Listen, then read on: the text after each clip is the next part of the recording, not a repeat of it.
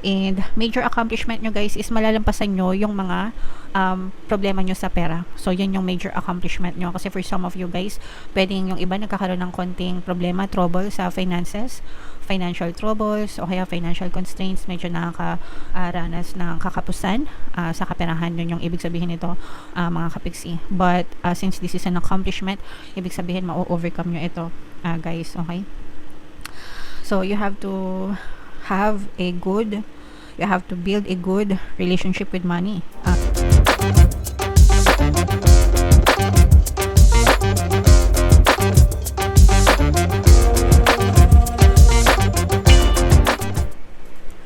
Hello guys, hello Cancer, welcome back to Pinoy Pixie Tarot. Ang pamagat ng episode natin for tonight is monthly check-in. Panibagong serya natin ito guys dito sa ating channel. Gagawin na natin to every month starting ngayong April, mga kapiksi. So shuffle natin yung cards guys, hanapin natin yung energy ng Cancer.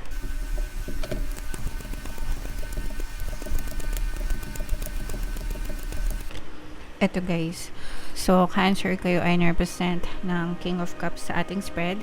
If in case hindi kayo nakaresonate guys dun sa inyong monthly reading para ngayong April, pwede nyo itong panoorin guys, kasi baka nandito yung energy nyo. So yung first card natin guys is yung current self, mga kapiksi. For some of you, pwedeng you're trying to bring balance sa buhay nyo, mga kapiksi, especially kung feeling nyo nagkakaroon ng imbalance. Kapag nagkakaroon ng imbalance sa buhay guys, ibig sabihin mas lamang yung negative energy sa buhay nyo, naninega kayo, ganyan-ganyan, kaya nagkakaroon ng imbalance. So hindi ibig sabihin hindi balance yung workload or hindi balance yung load sa buhay nyo. So you're trying to bring back balance sa buhay nyo, yung personal at saka yung professional na balance, guys.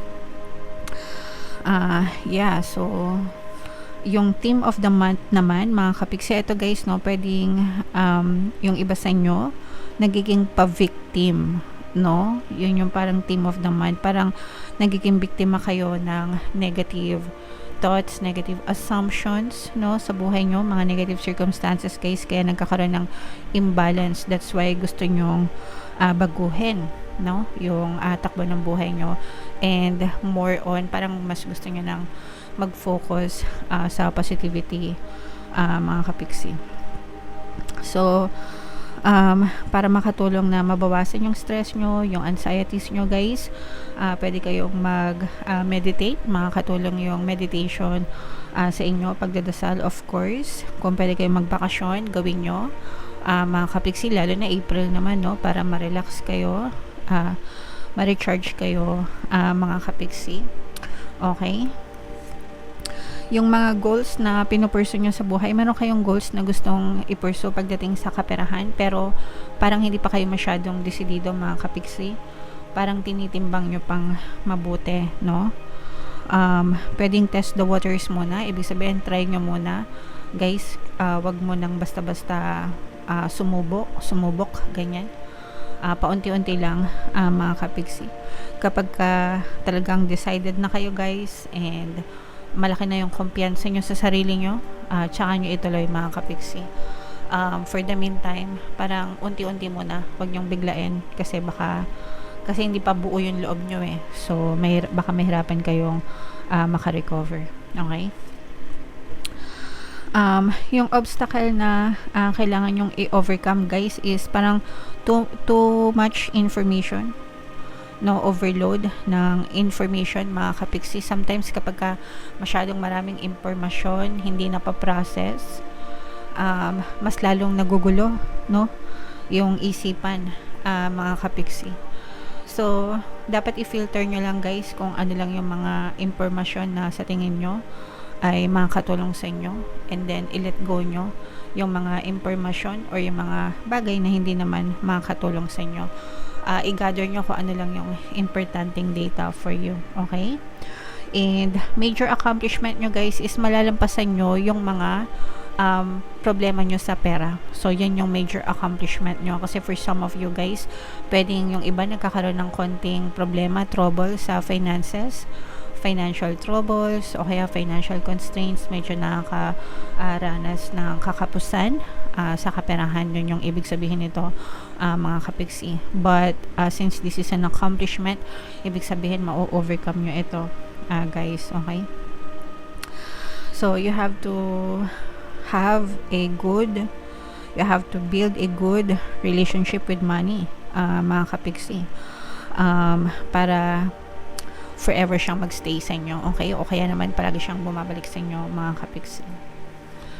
And what to avoid, guys, ito yung sinasabi kong pagiging indecisive. Iwasan nyo na pagiging tamad, lazy, walang plano, walang execution. Guys, ang pagkakaiba ng taong nagtatagumpay sa taong nakakaalam, guys, ay nasa pagkilos. Kahit na marami kayo alam, marami kayong plano, pero if you're not taking action, hindi kayo kumikilos, hindi kayo uma-action, hindi kayo gumagalaw, wala rin kayo makikitang progress, mga kapiksi, sa buhay nyo. So it's important that you take action as well, guys. Okay, para hindi kayo ma-stuck, and kailangan nyo rin matutong mag-let go sa inyong past circumstances para maka-move on kayo and magkaroon kayo ng movement, guys. Okay, what to embrace, mga kapiksi? Embrace yourself, embrace your confidence, embrace being you, embrace your uniqueness, mga kapiksi. Kailangan matuto kayo magkaroon ng tiwala sa sarili nyo, guys. You can be, do, and have anything that you want. Palakasin nyo yung self-concept nyo, mga kapiksi.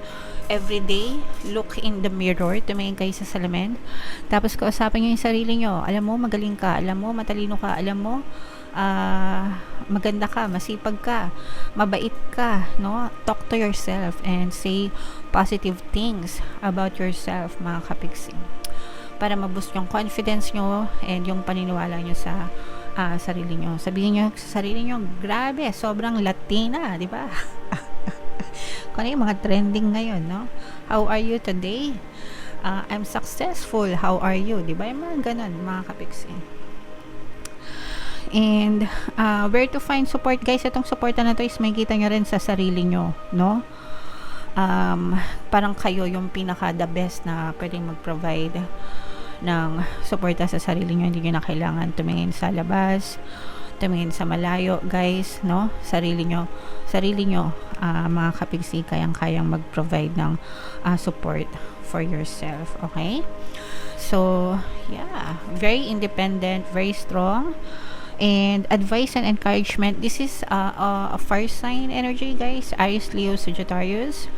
For some of you, pwedeng may fire element kayo sa inyong natal chart, or you may be dealing with a fire sign. Pero as an advice, mga kapiksi, ibig sabihin, follow your heart's desire, yung burning passion nyo, mga kapiksi, yung creativity nyo, kung meron kayong creative side, guys.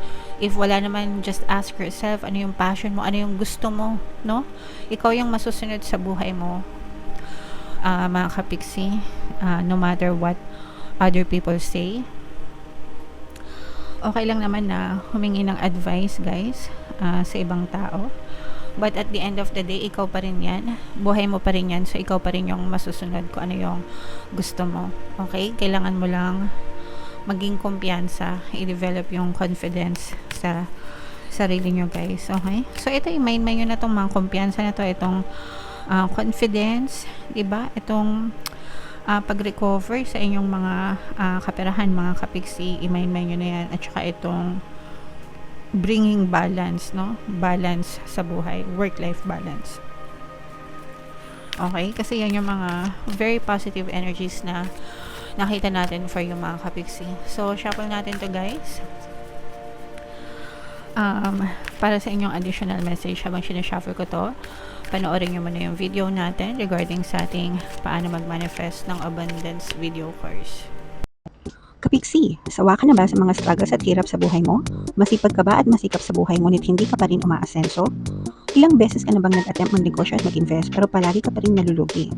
Sa pagkakataon na ito ay maaaring may subconscious beliefs ka na nagiging balakid sa iyong pag-unlad at pagyaman. Introducing, paano mag-manifest ng abundance video course. Dito ay matututunan mong ma-overcome ang mga balakid mo para tuluyan ka ng umunlad, umasenso, sumagana, maging matagumpay, successful at maswerte sa iyong kabuhayan, pera, trabaho, negosyo, salapi, at kaperahan ng bonggang-bongga. Dali, mag-send na ng email sa pinoypixie@gmail.com at simulan na ang iyong pagyaman ngayon. Alright. So, sa lahat ng gusto mag-avail ng course, guys, naka-flash sa screen nyo. Meron tayong paano mag-manifest ng abundance video course. Meron din tayong paano mawala ang third party at magkaroon ng harmonious na relationship. And meron din tayong paano pabalikin si ex revise breakup. So, sa mga interesado, guys, mag-send lang kayo ng email sa pinoypixie@gmail.com. So, ito yung additional message for you guys. Protection, guys. Call back your power. Cut the cords, soul retrieval. So, kung mapapansin nyo, guys, napakaganda ng image ng card. Tingnan nyo yung itsura nila, guys. Nakaganon sila. Parang April Boy Rehino. Di ko kaya tanggapin. So, that's protection, mga kapiksi. Ibig sabihin, protektahan nyo yung sarili nyo against negative energies, guys. Okay? Lahat ng kanagahan, especially, di ba, sabi nga natin kanina, yung iba sa inyo, maaari kayo maka-experience ng stress, depression, overthinking, special pag hindi pa kayo naka-move on sa mga past circumstances nyo, guys. So, you have to learn to let go and protect yourself against these negative energies, negative thoughts, negative emotions, para hindi na lumala, guys. Kasi parang kumunoy yan, di ba? Alam niyo yung kumunoy, di ba? Lumulubog yun. Kapag nahulog kayo sa kumunoy ng kanigahan, kapag hindi nyo tinulungan yung sarili nyo, guys, malublob kayo dyan, mahirapan kayong umangat or makarecover kasi parang hinihila kayo pababa niyan. So, cut it, putulin nyo hanggang kaya nyo. Wag nyong hayaan or wag nyong itolerate yung kanigahan sa buhay nyo. And just focus on positivities. I-divert nyo yung attention nyo, guys, mga magagandang bagay, magagandang tao, magagandang sitwasyon. Tulungan nyo yung sarili nyo. Help yourself, mga kapiksi, and protect yourself para hindi ka maghirap, hindi ka mag-suffer. Okay? Alright. So, yeah. Comment down below, Cancer, if feeling nyo naka-resonate kayo dyan. For more tarot readings, guys, ay yung mga pinapamain-main ko sa inyo, guys, i-main-main nyo na sa comment section. For more tarot readings, guys, ito yung playlist nyo. Ito naman yung ating success stories ng paano mag-manifest ng abundance video course. Click here to subscribe, guys. Ito yung ating mga pampaswerte subliminals. Thank you for liking, sharing, and subscribing. See you again next time. I love you all, mga kapiksi. Have a nice day. Bye-bye.